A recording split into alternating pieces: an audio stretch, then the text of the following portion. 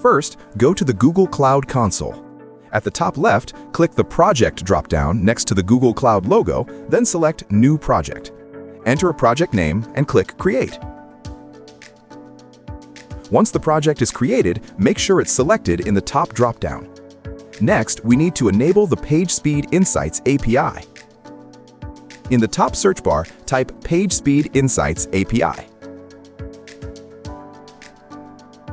Click the result from the Marketplace/APIs section.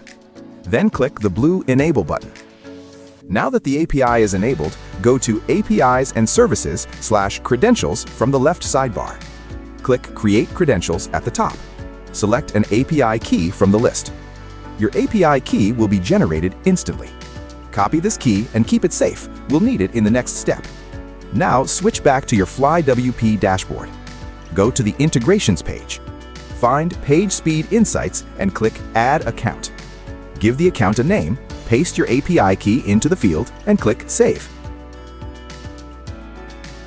Once the integration is complete, go to your site dashboard.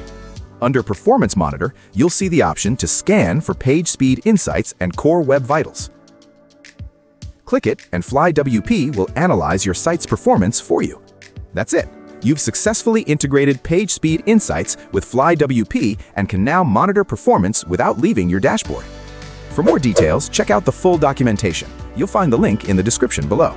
Thanks for watching, and happy optimizing!